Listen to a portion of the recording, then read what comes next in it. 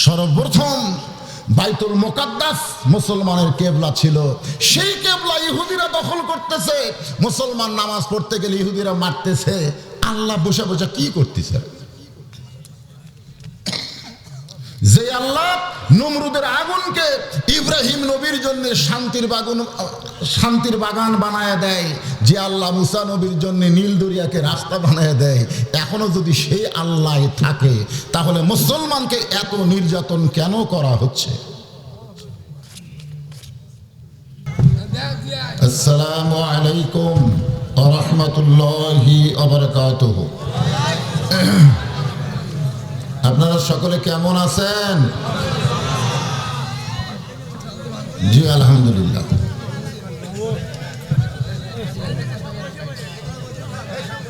আলহামদুলিল্লাহ আলহামদুলিল্লাহ নাহমাদুহু ওয়া নাস্তাঈনুহু ওয়া নাস্তাগফিরুহু ওয়া নু'মিনু বিহি ওয়া নাতাওয়াক্কালু আলাইহি ونعوذ بالله من شرور أنفسنا ومن سيئات أعمالنا من يهدي الله فلا مضل له ومن يضلله فلا هادي له।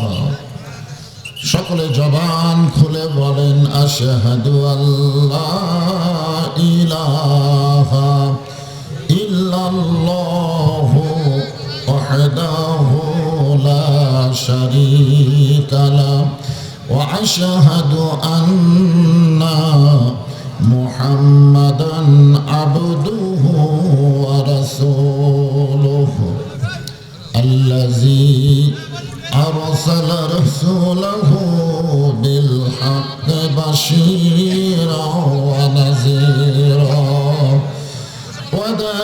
وداعيا إلى الله بإذنه وسراجا منيرا فقد قال الله تعالى في كلامه المجيد والفرقان الحميد। জবান খুলে সকলে পড়েন আউযু বিল্লাহি মিনাশ শাইতানির রাজীম বিসমিল্লাহির রহমানির রহিম। ইয়া আইয়ুহাল্লাযীনা আমানুত্তাকুল্লাহা হাক্কা তুকাতিহি ওয়া লা তামুতুন্না ইল্লা ওয়া আনতুম মুসলিমুন।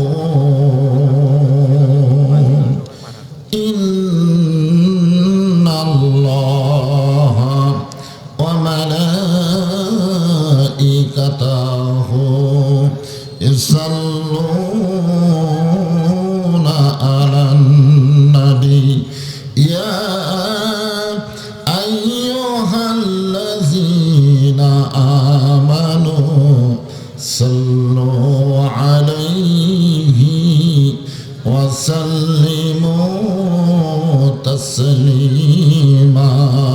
আল্লাহুম্মা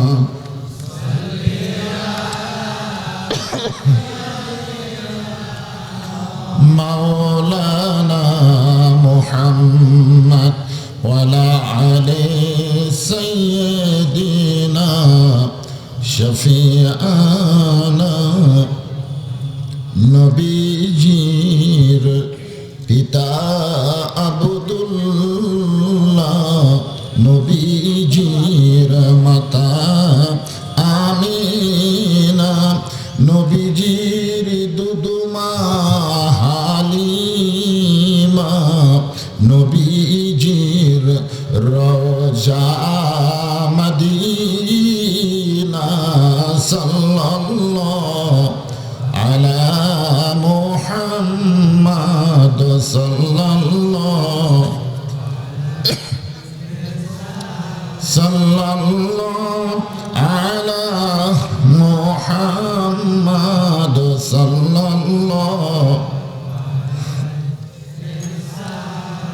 मशरिक़े हुब्बे मुहम्मद সকলে বলি সাল্লাল্লাহু আলাইহি ওয়াসাল্লাম मतलाए दीवाने माँ मतलाए खुर्शीद इश्क़ास सीनाए सो जाने माँ बलगल उला बिकमालिही कशाफत दुजा बिजमालिही हसनत जमीअ खिसालिही सल्लो अलैहि व आलिहि अल्लाहुम्मा आमीन। জান্নাতের বাগান থেকে জান্নাতি মানুষদেরকে নিয়ে আমি গুনাহগার তোমার রহমতের দরজায় দোখানা হাত তুলেছি আল্লাহ।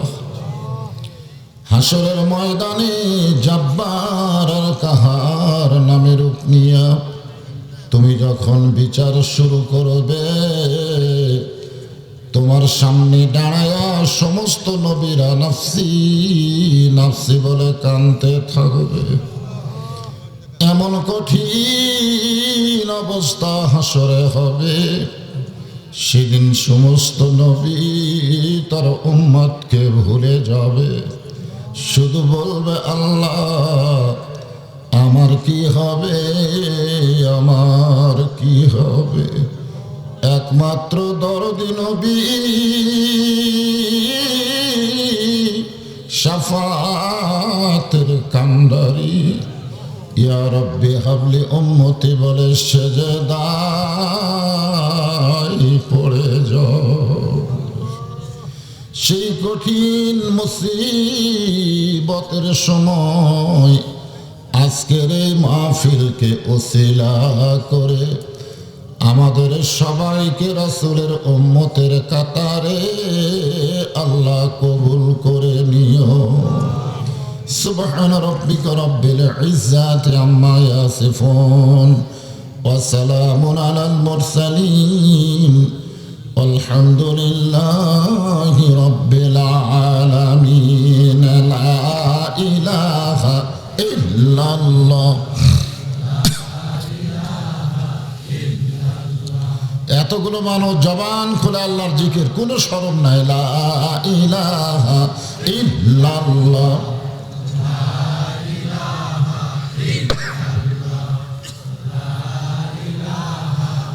চাঁদ সূরজ আর গ্রহ তারা আল্লাহ নামের পাগল পারা। চাঁদ সূরজ আর গ্রহ তারা আল্লাহ নামের পাগল পারা। আমার আল্লাহ নামের এতই দয়া,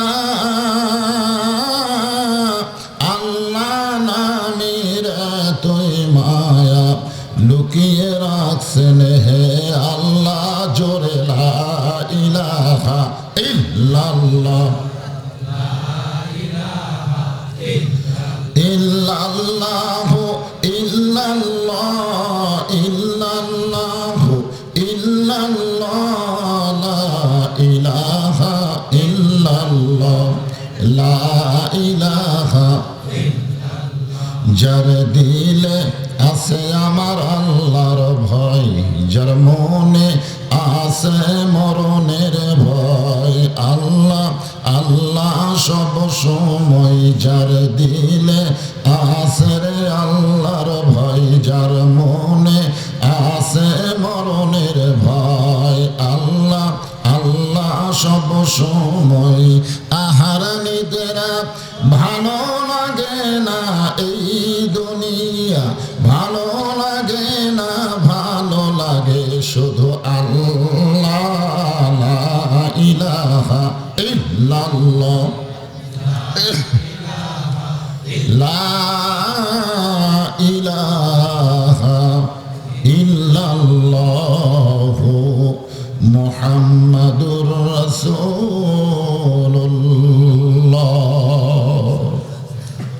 রাসূলের মহব্বত আমাদের অন্তরে কম না বেশি? সবাই বলেন নাই, যারা চুপ করে আছেন মনে হয় কম। রাসূলের মহব্বত আমাদের অন্তরে কম না বেশি? মাশাআল্লাহ। এই যে রাসূলের মহব্বত আমরা বেশি কইছি, কম বলার সাহস কারো নাই। ঠিক? কেউ বলতে পারে যে রাসূলের মহব্বত আমার অন্তরে কম? একজনও বলবে না। যতগুলো মাহফিলে আমি এই কথা বলেছি, প্রত্যেকটা মাহফিলে একই উত্তর পেয়েছি, বেশি। এখন আপনাদের কাছে আমার প্রশ্ন, কম বেশি মাপার যন্ত্রের নাম কি? আপনারা কম বেশি মাপেন না, যে বেশি না কম, এটা মাপার এই যন্ত্রের নাম কি? মানে এখন দাড়ি বল্লা শব্দ বলতো কি ভয় লাগতেছে নাকি? ভয় নাকি? ভয়। বলে দাড়ি বল্লাতে তো বাতিল হয়ে গেছে নাকি? দাড়ি বল্লা বাতিল। অনেকে মনে করে দাড়ি বল্লা তো সংসদে বাতিল হয়ে গেছে, ওইটার আর নাম নেওয়া যাবে না। বাংলাদেশের সংসদে বাতিল হলেও আল্লাহর কোরআনে বাতিল। সূরা রহমান পড়েন, ওয়াল ওয়াজনা বিল কিসতি ওয়ালা তুখসিরুল মিজান। এই মিজানের আমরা বাংলা বলি দাড়ি পল্লা। আল্লাহ রাসূলকে আমরা ভালো কম বাসি না বেশি বাসি, এটা মাপার যন্ত্রের নাম দাড়ি পল্লা নয়। এটা মাপার যন্ত্রের নাম হলো রাসূলের সুন্নাহ। যে রাসূলের সুন্নাতকে যত বেশি আমল করবে, তার অন্তরে রাসূলের মহব্বত আল্লাহ তত বেশি বাড়ায় দিবে। অনেক যুবক আছে আজকের মাহফিলে, বাছাই করে বুড়া বক্তা করে দাওয়াত দিচ্ছেন। আমার আগে যেইটা গেল ওটা ওর মডেল, আমি ওর মডেল। এখন আপনারা দেখবেন যে যুবক যুবক বক্তা পাওয়া যায় কি যায় না, ওদেরকে দাওয়াত দেবেন। আমাদের বউগুলো আমাদের উপর খেপে গেছে যে বুড়া বয়সে ওয়াজ করা লাগবে, খালি আপনাকে এই চাপের কারণে ওয়াজ করা লাগতেছে। তো এখন যে সমস্ত যুবক কোরআনের মাহফিল এসেছে, সামনে আসতেছে শুভ দিন। ভোটারদের একটা স্লোগান আছে না নাই? জোরখান আছে না নাই? চিন্তা ভাবনা করে নিন, মুসলমানের সামনে শুভ দিন আসতেছে। জোরে করে সুবহানাল্লাহ। আপনারা বলবেন কেমনে? কোরআন শরীফটা একটু দেন।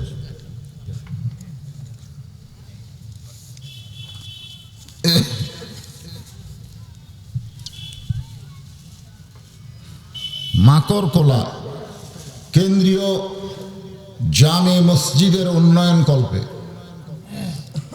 মসজিদের উন্নয়ন বলতে আপনারা কি বোঝেন? মসজিদে টাকা পয়সা দিয়া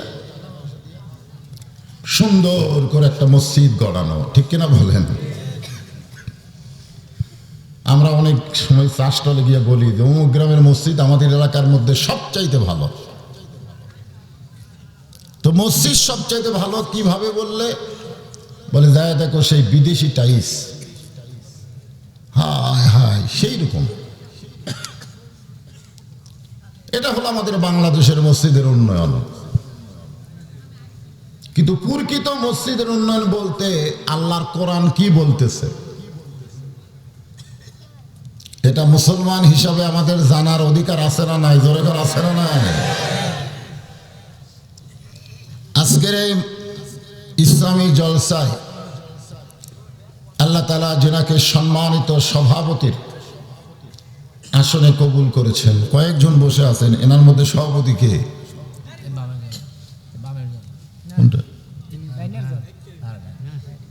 এরাই জানে না, তাহলে আমি কি করে? আচ্ছা নাম কই? সভাপতি তো অসুস্থ। আলহাজ মোহাম্মদ শাহজাহান আলী খান। সভাপতি অসুস্থ, উনি অসুস্থ। আমরা সকলে তার জন্য দোয়া করি, আল্লাহ তাকে পুরোপুরি সুস্থতা দান করুন। জোরে কোন আমিন। সহ সভাপতি আলহাজ মোহাম্মদ আব্দুল খালেক প্রামাণিক, ইনি হাতটা দেন, আর কোনোদিন দেখা হয় কিনা? দুইজন তো বুড়া হয়ে গেছে ভাই। কয়বার? ও 2 দিন গেছে আমার বাসায়, উনি একদিন গেছে। মানে এই মাহফিলটা অনেকদিন আগে থেকে হওয়ার কথা, কিন্তু হচ্ছে না, ফসকা যায় না, হচ্ছে না। ফসকা দেওয়া কি আসলে? বছর 2 হলে আমাদের বাংলাদেশের কোনো গ্যারান্টি নেই, গ্যারান্টি ছাড়া বাংলাদেশ, ঠিক কেন বল? গ্যারান্টি নেই। এখানে আমার আগেকার বক্তা বলে গেলেন, আমি কি আওয়ামী লীগের বিরুদ্ধে বলেছি? আমি কি বিএনপির বিরুদ্ধে বলেছি? আসলে কারো বিরুদ্ধে আমরা বলবো কেন? আমরা এসেছি আল্লাহর কোরআন থেকে আলোচনা করব, আপনারা এসেছেন আল্লাহর কোরআন থেকে আমরা শুনব। প্রধান অতিথি বিশিষ্ট শিক্ষাবিদ প্রফেসর মেরিনা জাহান কবিতা। আজকের মাহফিলের প্রধান অতিথি উনি পুরুষ মানুষ না মেয়ে মানুষ? মেয়ে মানুষ, তাও ভালো। আমি ওই সাপাহারের মধ্যে এক মাহফিলে গেছি, প্রধান অতিথি আছে হিন্দু। ওখানকার যিনি এমপি, বর্তমানে মন্ত্রী, উনি হচ্ছেন প্রধান অতিথি, হিন্দু মানুষ। কি মানুষ? আপনাদের আশেপাশে হিন্দু আছে না নাই? হয়তো আপনারা বলবেন হুজুর হিন্দুকে বিরুদ্ধে বলবেন না। আজকের মাহফিলের সম্মানিত উপপ্রধান অতিথি, আমি যাবৎ পর্যন্ত যত মাহফিল করেছি উপপ্রধান অতিথি আজকে প্রথম বিজ্ঞাপনে দেখলাম। নতুন নতুন কিছু দেখতেছি, মাশাআল্লাহ। আজকের এই মাহফিলের সম্মানিত বিশেষ অতিথির তালিকায় যিনাদের নাম রয়েছে, আমি মুসাফির মানুষ, আমার অন্তরে অন্তঃস্থল থেকে সবাইকে শুভেচ্ছা জ্ঞাপন করছি। সম্মানিত ওলামায়ে কেরাম, এই জাতির শ্রেষ্ঠ সন্তান হলো আলেম ওলামা। বাংলাদেশের শ্রেষ্ঠ সন্তান হলো মুক্তিযোদ্ধা, ঠিক কিনা বলেন? এটা হচ্ছে বাংলাদেশের। আর মুসলিম জাতির শ্রেষ্ঠ সন্তান কারা? আলেম ওলামারা। সুবহানাল্লাহ। আমরা মুসলমান, আমরা কোনো এলাকা ভিত্তিক না, গোটা বিশ্বের মুসলমান আমরা সকলে ভাই ভাই, ঠিক কিনা বলেন? আপনাদের মাঝে মাঝে আলেম ওলামা বসে আছে না নাই? মঞ্চেও 2-1 থাকতে পারেন। আমার আগে যিনারা আলোচনা করে চলে গেলেন, আলেম ওলামা সহ আজকের মাহফিলের বক্তাগণকে অন্তরের অন্তঃস্থল থেকে আমি শুভেচ্ছা জ্ঞাপন করছি। এই মুহূর্তে আমার সামনে যারা বসে আছেন, এই ভিডিও থাকার কারণে কি এখন অসুবিধা হচ্ছে আপনাদের? আর হচ্ছে না। এরা দাঁড়ালে একটু সমস্যা হয়, বসে গেলে অসুবিধা নেই। কি দেখা যায় না? এখন দেখা যাচ্ছে তো। হ্যাঁ, আমি সেদিন ওয়াজ করলাম সুতির হাটে মান্দা, ওখানে আমার ওয়াজ লাইভে দিয়েছিলাম। পরে ওয়াজ থেকে নামার পরে গাড়িতে উঠে মোবাইল চালু করে দেখি আমার ওয়াজ লাইভে, মানে এই যে দিছে, সরাসরি দেখেছে 1,85,000 ব্যক্তি। 1,85,000 কোথায়? লন্ডন থেকে, ওমান থেকে, আমেরিকা থেকে, ব্রিটেন থেকে, ফ্রান্স থেকে, এরকম বহু জায়গা থেকে তারা কমেন্ট করেছে যে আমরা মওলানা বদরুল রশিদকে সরাসরি দেখলাম। এগুলো মিডিয়া খারাপ না, এগুলো প্রচার হচ্ছে। ইসলামকে গোটা বিশ্বে প্রচার করতে হবে। ইসলাম পৃথিবীর শ্রেষ্ঠ, অনেকেই এখন আমরা জানি না। জোরে কোন কথা, ঠিক কিনা? এটা প্রচারের দরকার আছে না নাই? একটু ধৈর্য ধরলেই ওরা বসে যায়। আজকে আমার সামনে যিনারা বসে আছেন, আমি আপনাদের স্মরণ দেওয়ার জন্যে না, জানার জন্যে বলবো। এই মাকড় কোলা গ্রামের কয়জন ব্যক্তি আছেন একটু হাত তুলে আল্লাহ দেখান তো দেখি। এই গ্রামের খালি মাকড় খোলারে বলতেছে মাশাল্লাহ, না হাত নামা আছে, একেবারে নাই তা না। আমি আমার অন্তরের অন্তঃস্থল থেকে যারা আমার সামনে বসে আছেন এবং সম্মানিতা মা বোনেরা যিনারা পর্দার অন্তরে বসে কোরআন হাদিসের আলোকে আলোচনা শুনছেন, আমার আগে আমার ভাই মুখলিসুর রহমান বাঙ্গালী উনি আলোচনা করেছেন, আদায় করেছেন, দীর্ঘ সময় ছিলেন মঞ্চে। আমার মা বোনদের জন্য তো ওয়াজ করেছেন, ইনশাআল্লাহ করে নাই? হ্যাঁ করছে। আমিও কিছু আলোচনা মা বোনদের জন্য করব।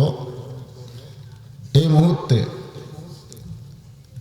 আমি আমার অন্তরের অন্তঃস্থল থেকে আপনাদের সবাইকে শুভেচ্ছা জ্ঞাপন করে আর একবার জানতে চাচ্ছি আপনারা সকলে কেমন আছেন? ভালো আছেন? মানে ভালো কি আলহামদুলিল্লাহ। আসলে ভালো থাকা কারে কয় এটা আমরা অনেক মুসলমান বুঝি না। আমরা আলহামদুলিল্লাহ বলি আর কি, ঠিক না? কেন বলি? রাসূল বলেছেন আলহামদুলিল্লাহ আলা কুল্লি হাল। তুমি যে অবস্থায় থাকো না কেন, যদি তোমার ভিতরে ঈমান থাকে তাহলে বুঝবে আলহামদুলিল্লাহ।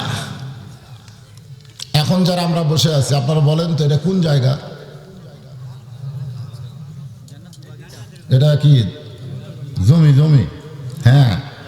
মাহফিলের আগেও জমি ছিল, পরেও জমি থাকবে, কিন্তু এই মুহূর্তে যতক্ষণ পর্যন্ত কোরআন হাদিসের আলোচনা চলবে, আল্লাহ রাসূল বলেছেন রিয়াজুল জান্নাহ, বেহেশতের একটা টুকরা। এই জান্নাতের বাগানে যে আল্লাহ আমাদেরকে বসতে দিলেন, কোরআন হাদিসের আলোচনা শোনার তৌফিক দিলেন, আমরা সে আল্লাহর উপরে খুশি না বেজার? তাহলে জবান খুলে সমস্বরে সকলে বলবো রব্বানা লাকাল হামদ হামদান কাসীরান তাইয়িবান মুবারাকান ফীহি। আমরা প্রশংসা করলাম কার? কেন করলাম? এমনি এমনি। আল্লাহর প্রশংসা করার বহু কারণ, যার কোনো সীমাও নাই, সংখ্যাও নাই। কিন্তু আমি কোরআন এবং হাদিস পড়ে দেখেছি, আল্লাহ পাক আমাকে দেখাইছেন, আমি শুনে না দেখে বলতেছি। তিনটা কারণে আমাদেরকে বেশি বেশি প্রশংসা করতে হবে। জোরে কোন কয় কারণ? এক নম্বর কারণ হলো আল্লাহ আমাদেরকে জন্মগতভাবে মুসলমানের ঘরে কবুল করেছে। গতকাল ছিল আমার মাহফিল দিনাজপুর জেলার বিরল থানায়। শহরের ভিতর দিয়ে ওই বিরলে যাইতে হয়, কিন্তু গতকাল যে ছিল একটা পূজার রাতটা আমি জানি না। হায় হায় রে, সেই রকম ভিড় পূজা মণ্ডপে, বাতি জ্বালায়া তারা আলোকিত করলো। এই ছোট ছোট বাতি তেল দিয়ে জ্বালাইছে। আমাবস্যা অন্ধকারকে তারা দূর করবে। আমরা মুসলমান, আমরা বাতি জ্বালাবো না, আমাদের বাতি হচ্ছে আল্লাহর কোরআন। জোরে বলেন কথা ঠিক কিনা?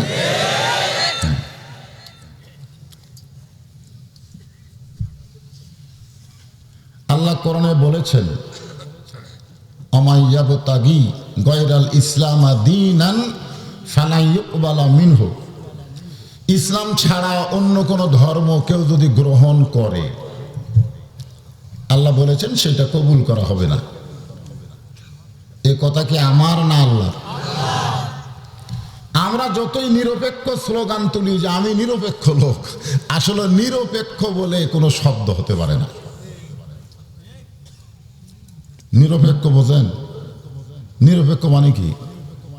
কারো পক্ষ না, এটা হচ্ছে নিরপেক্ষ, পুরুষও না নারীও না। তো তুমি পুরুষও না নারীও না, তাহলে নিরপেক্ষ তুমি কি? নাম ধরার দরকার নাই, আপনার বুঝে যাবেন।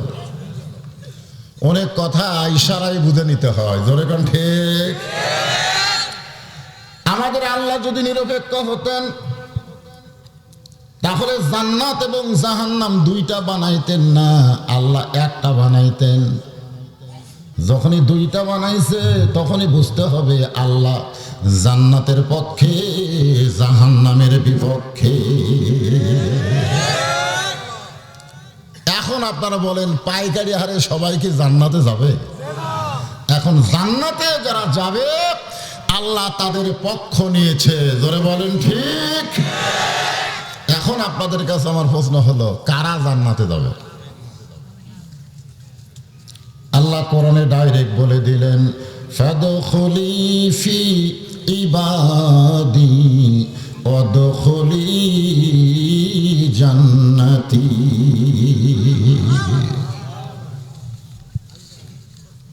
জান্নাতে যদি যাবার চাও আল্লাহর বান্দা হয়ে যাও। তুমি যখনই আল্লাহর বান্দা হবে, আল্লাহ বলেছেন মৃত্যু তোমার কাছ থেকে দূরে থাকতে পারলেও জান্নাত তোমার দূরে নয়, মৃত্যু তোমার হবে জান্নাতে প্রবেশ করার একটা দরজার নাম। আমরা অনেকে মরবার চাই না, কিন্তু যারা প্রকৃত মুসলমান মৃত্যুই কিন্তু তাদের কাম্য হওয়া উচিত, কারণ মরা সারা জান্নাতে যাওয়া সারা। জোরে বলেন সুবহানাল্লাহ। এই ছোট ছোট বাচ্চারা সামনে ওটা বসা চলবে না, যারা সামনে বসেছেন। তো আল্লাহর প্রশংসা করার 1 নম্বর কারণ কি বুঝলেন? যে আল্লাহ আমাদেরকে জন্মগতভাবে, মানে জন্মেছি আমরা মুসলমানের ঘরে, সুবহানাল্লাহ। যদি মুসলমানের ঘরে না জন্মায়া হিন্দুদের ঘরে আমরা জন্ম নিতাম, মনে করেন আমাদের পক্ষে কি মুসলমান হওয়া সহজ? এই পৃথিবীতে কোন ধর্মের মানুষ তার ধর্মকে ছোট মনে করে না, মনে করে আমার ধর্মই সবচাইতে ভালো। কিন্তু তোমার ধর্ম সবচাইতে তুমি ভালো বললে হবে না, যিনি ধর্মকে সৃষ্টি করেছেন এই আল্লাহ যে ধর্মকে ভালো বলেছেন সেটাকেই মেনে নেওয়া লাগবে। ধরে কোন কথা ঠিক কি না? ইন্নাদ দীনা ইনদাল্লাহিল ইসলাম। আল্লাহর কাছে মনোনীত জীবন বিধানের নাম কি? আরো জোরে। সেই ইসলামের ভিতরে আমরা প্রশংসা করব কার? আল্লাহর প্রশংসা করার 2 নম্বর কারণ হলো আমরা বিশ্ব নবীর উম্মত। তুইয়া মুয়া নবী না, তুইয়া মুয়া বুঝেন, যেমন তেমন নবী। বাবা আদম থেকে ঈসা আলাইহিস সালাম পর্যন্ত যত নবী আল্লাহ দুনিয়াতে পাঠাইছেন ওনারা হলেন একটা এলাকার নবী। আর আমাদের নবীকে আল্লাহ কোনো এলাকার জন্য নির্দিষ্ট করে নাই, বরং ওমা আরসালনাকা ইল্লা রাহমাতাল লিল আলামিন, গোটা বিশ্ব জগতের জন্য আল্লাহ তিনাকে রহমত হিসাবে নাজিল করেছেন। সুবহানাল্লাহ।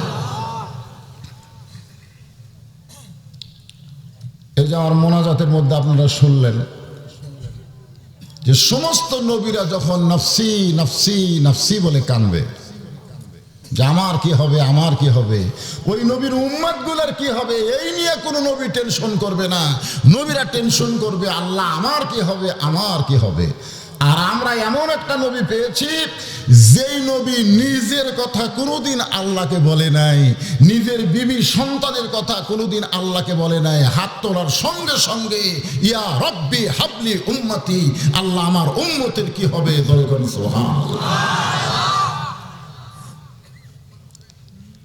আজও নবী রওজা মুবারকের ভিতরে ইয়া রব্বি হাবলি উম্মতি, আবার হাসরের ময়দানে ওই একই জিকির। সিজদার ভিতরে গিয়ে আমরা বলি সুবহান রাব্বিয়াল আলা, বলি না?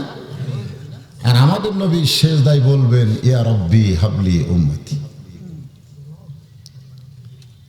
যেই নবীর উম্মত হতে পেরেছি, আল্লাহ হওয়ার পড়ার তৌফিক দিয়েছেন, এই জন্য আল্লাহর প্রশংসা কম হবে না বেশি হবে? তাহলে কয় কারণ গেল? আর 3 নম্বর কারণ হলো, আপনারা যে কোরআন থেকে আলোচনা শুনবেন, এই কোরআনের মধ্যে কোনো ভেজাল, সব কিছুর মধ্যে ভেজাল ঢুকছে। পৃথিবীতে এমন কিছু নাই যার মধ্যে ভেজাল ঢোকেনি। এমনকি নবীর হাদিসের মধ্যে ভেজাল আছে, যেরকম আছে না? হাদিসের মধ্যে কিন্তু সহিহ হাদিস, জয়ীফ হাদিস, গরিব হাদিস, মৌজু হাদিস, হাদিস কয়েক প্রকারে ভাগ করা হয়েছে। আমাদের বাংলাদেশে একটা দল আছে আহলে হাদিস, যেরকম কি হাদিস, ওনারা খালি বলে আমরা সহিহ হাদিস। এই সহিহ হাদিসের নাম দিয়া মুসলমানদের মধ্যে অনেকে ফিতনা করতেছে, যেরকম কথা ঠিক কিনা? কারণ কি? হাদিসের মধ্যে কম বেশি থাকতে পারে, কিন্তু আজও পৃথিবীতে এমন কেউ বলতে পারে নাই যে কোরআনের মধ্যে কম বেশি হতে পারে। কারণ কোরআন হেফাজতের দায়িত্ব কোনো মানুষের উপর না। যতই হনুমানের পায়ের উপরে কোরআন রাখুক না কেন, কোরআনের এক তিল পরিমাণ ক্ষতি কেউ করতে পারবে না। ইন্না নাহনু নাযালনা যিকরা ওয়া ইন্না লাহু লাহাফিজুন। এবছর দুর্গা পূজায় কি হলো? হনুমানের পায়ের উপরে কোরআন পাওয়া গেল। কে দিল সেইটা পরের কথা, কিন্তু একটা হিন্দু ধর্মের পূজায় মুসলমানের কোরআন, এমন বাংলাদেশ তো আমরা চাইনি। ধরে কোন কথা ঠিক কিনা? ধরে আজকে ওই হনুমানের পায়ে কোরআন থাকার কারণে হিন্দুদের পূজায় আক্রমণ করা, হিন্দুদের বাড়ি ঘর পুড়ে দেওয়া, আমরা কোনোদিন এটা চাইনি। কারণ আমাদের এলাকায় একজন হিন্দু আছে, আমার এলাকায় যারা গেছেন যা দেখবেন পান বিক্রি করে, নাম হলো আকাশ চন্দ্র। আমাকে মামা বলে ডাকে। আমি বললাম, আকাশ, তোমরা হিন্দু মানুষ বাংলাদেশে আসো, খবর কি? বলে, মামা জামাইয়ের সম্মানে আছি। কিসের সম্মান? 10টা মুসলমানকে হত্যা করা হলে বর্তমান কিছুই হবে না, কিন্তু একটা হিন্দুকে কেউ যদি চড় মারে সাম্প্রদায়িক দাঙ্গা বলে চালায় দিবে। জোরে বলেন কথা ঠিক কি? সংখ্যাগরিষ্ঠ মুসলমানের দেশে আমরাই বিপদে, আর ওনারা আছে জামাইয়ের সম্মানে। আমাদের কোরআনের মাহফিল বন্ধ করে দেওয়া হয়, আর ওনাদের পূজা পুলিশ পাহারা দিয়া করানো হয়। জোরে বলেন কথা ঠিক কিনা? আইরে মোশান ভাই, কালকে আমার ওই পূজার ভিতর দিয়ে আমার গাড়ি রাস্তা তরফ মণ্ডপ করছে। হ্যাঁ, এখন আমার গাড়ি পুলিশ বলতেছে এদিক দিয়ে যাওয়া যাবে না, 10 কিলো ঘুরে যাওয়া লাগবে। আমি বললাম, বাবা আমি হলাম হুজুর, মৌলানা বজলুর রশিদ, আমরা চিনি হুজুর, কিন্তু বেকায়দা।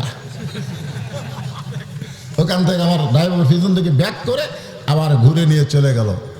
তাও ভালো, কোরআনের মাহফিল পর্যন্ত আমি পৌঁছতে পেরেছি।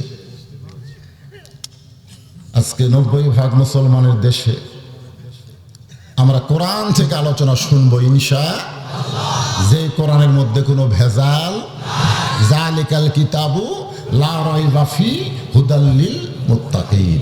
এমন একটা কিতাব আল্লাহ আমাদের দিয়েছেন যার মধ্যে কোনো সন্দেহ নাই, কোনো ধোঁকা নাই, কোনো মিথ্যা নাই। হুদাল লিল মুত্তাকিন, এমন একটা কিতাব পাওয়ার পর আপনারা খুশি না বেজার? এই কারণে প্রশংসা হবে কার? তাহলে কয় কারণ কইলাম? 3টা।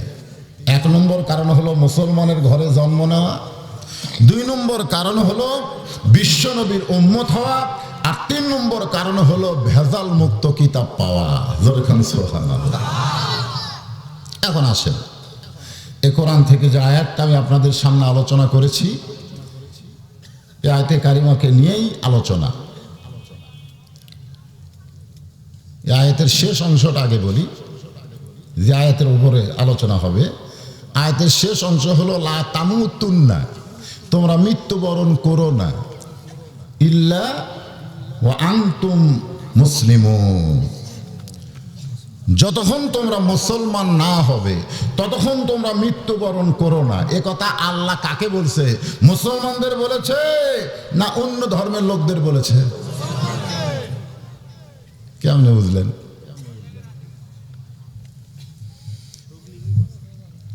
এটা বলার পিছনে কারণ হলো হিন্দুরা যেন আল্লাহ দোষ দিবার না পারে, ওরা যেন বলতে না পারে আল্লাহ তুমি আমাদের মুসলমানের ঘরে জন্ম দিলি তো আমরা মুসলমান হতাম, তুমি আমাদের হিন্দুর ঘরে ভালো লাগান। কারণ পৃথিবীতে মানুষ পাঠানোর দায়িত্ব কার? কথা কম, দায়িত্ব কার? তো আমরা যে মুসলমানের ঘরে আইছি, এটা কি আমরা আইছি না আল্লাহ পাঠাইছে? হিন্দুরা যে হিন্দুর ঘরে জন্ম নিচ্ছে, এটা কি হিন্দুরা আইছে না আল্লাহ পাঠাইছে? তাহলে দোষ কার?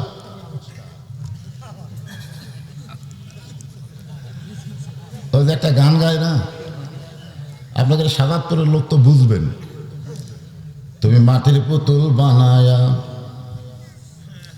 করিলা বেহুশ, তুমি যেমনি নাচাও তেমনি নাচে পুতুলের দাও দোষ, তুমি সর্প হইয়া দংশন করো, ওজা হইয়া ঝাড়ো, তুমি চোরকে বলো চুরি করো, আবার পুলিশ হইয়া ধরো। মানে সব দোষ আল্লাহ, আমাদের কোনো দোষই নেই। আপনার বাইকোলা মাহফিল করতে গিয়ে একজন আমাকে প্রশ্ন করতেছে যে হুজুর, আল্লাহ বেহেশতের মধ্যে এত গাছের ভিতরে এই গন্ধম গাছটা না রাখলেই হতো, ওই বেহেশতের মধ্যে গন্ধম গাছ না রাখা ওই জায়গায় অন্য একটা ভালো গাছ লাগালে কি হতো? আর আল্লাহ বেহেশতের মধ্যে কেনই বললো সব গাছের ফল খাও, ওই গাছের খাইও না? এই নিষেধ করার কারণ বেহেশতের মধ্যে কারণ কি, এর উপর আপনি ওয়াজ করবেন।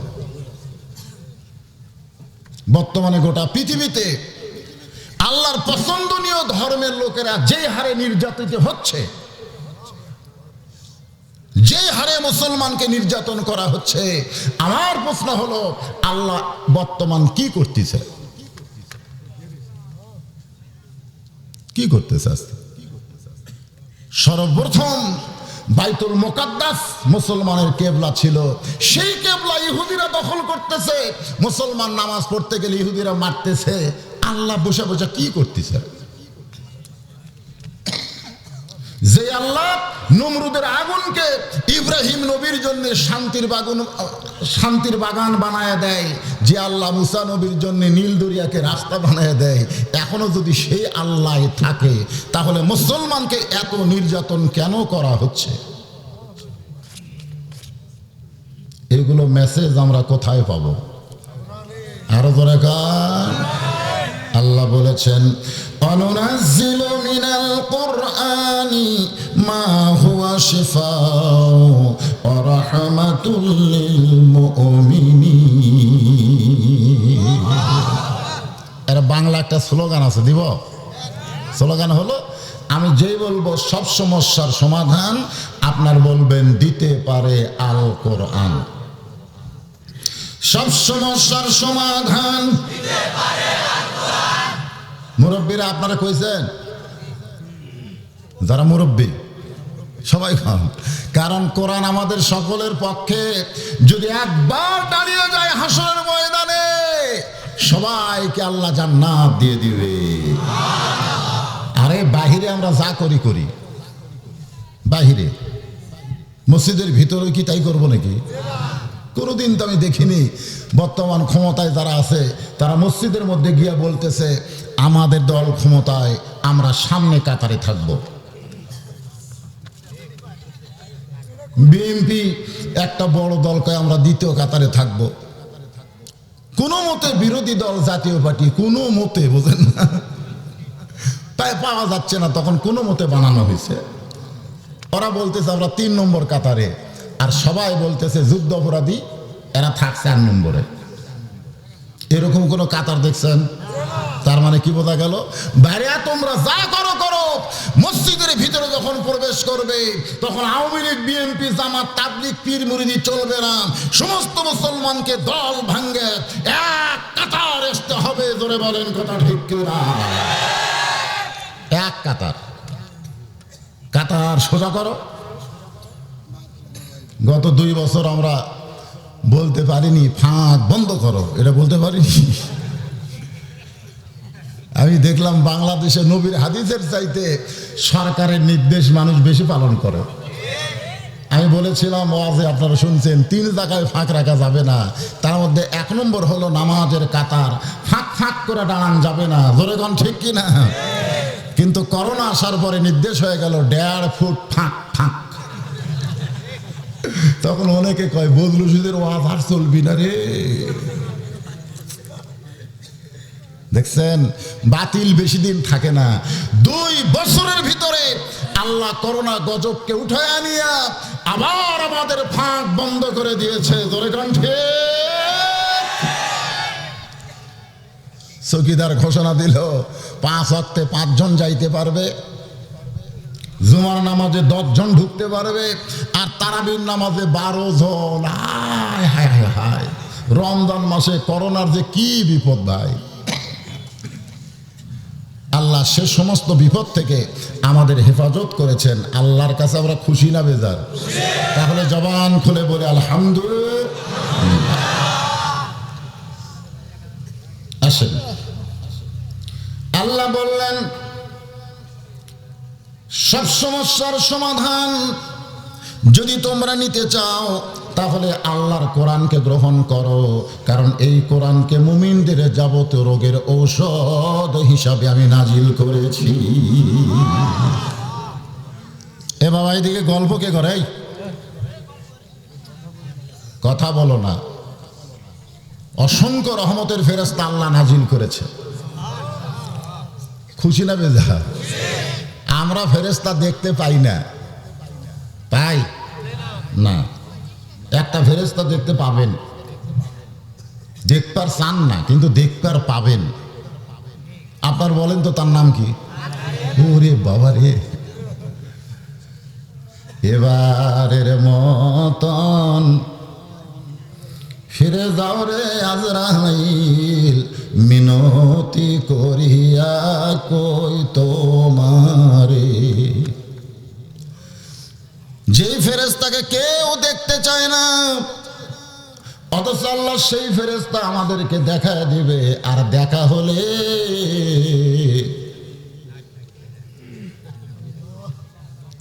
কি হবে? কিন্তু যেদিন ডাক পড়িবে কবর মাঝে যাইতে, জোগাড় কিছু করছো মানুষ তার মাঝে বিছাইতে। আসেন, ইমানদারকে লক্ষ্য করে আল্লাহ বলতেছেন, ইয়া আইয়ুহাল্লাযীনা আমানু, যারা আমাকে বিশ্বাস স্থাপন করেছো, তোমাদের 1 নম্বর আমল হচ্ছে আত্তাকুল্লাহ, ভয় করতে হবে আল্লাহকে। জোরে কোন কাকে? তাহলে 1.5 ফুট নামাজের কাতারে ফাঁক হইছে আল্লাহর ভয়ে না করোনার ভয়ে? আল্লাহর ভয়ে। 5 ওয়াক্তে 5 জন, বেশি মুসল্লি মসজিদে ঢোকা যাবে না। জুমার নামাজের দিনে 10 জন, বেশি ঢোকা যাবে না। তারাবির নামাজে 12 জন। আমার এলাকায় সব মসজিদ থেকে মুসল্লি যারা ঢুকতে পারতেছে না তারা চলে আসলো আমার মাদ্রাসার মসজিদে, এসে বলতেছে, হুজুর সারা জীবন নামাজ পড়ি না কিন্তু তারাবি আমরা ছাড়বার পারি না হুজুর। মানে তারাবির কি মহব্বত, তা আপনার মাদ্রাসার মসজিদে একটু পড়বার চাই। আমি বলি, বাবা নিষেধ করছে রে। তো বলছে, কে নিষেধ করছে হুজুর, আল্লাহ না সরকার? আমি বললাম, সরকার করছে। তা আপনি কাক ভয় করেন বেশি, আল্লাহ না সরকারও? এই জন্যে আমরা আপনার কাছে আইছি। তাই মাদ্রাসায় কি করবো? ইমাম সাহেবকে বললাম, কয় হুজুর আমার যান পুলিশ না ধরে। আচ্ছা তুমি পড়াও। আমি 2টা ছাত্র ডাকলাম গেটে, যে তোরা ছোট মানুষ, তোর কোথাও নামাজ পড়া লাগবে না, খালি কোনো গাড়ি দেখলি একটা চিৎকার দিবি, মানে পুলিশ পুলিশ ঘুরতেছে, বুঝতেছেন না? তোরা মাদ্রাসার গেটে আছে, হঠাৎ একটা গাড়ি দেখছে, চিৎকার করে আসতেছে, যেটা আসতেছে ইমাম সহ যত মুসল্লি স্যান্ডেল বাদ দিয়ে শব্দ, স্যান্ডেলের দিকে খেয়াল নাই, দৌড়াই পুলিশ যেন না ধরে। আচ্ছা, দৌড়াইতে দৌড়াইতে যদি আজরাইল সামনে দাঁড়ায়,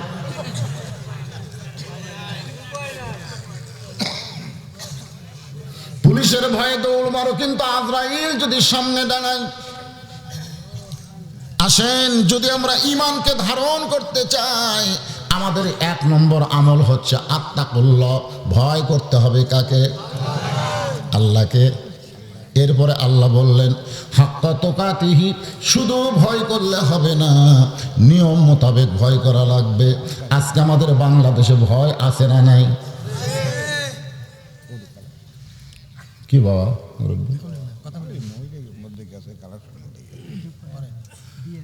হ্যাঁ, মহিলাদের মধ্যে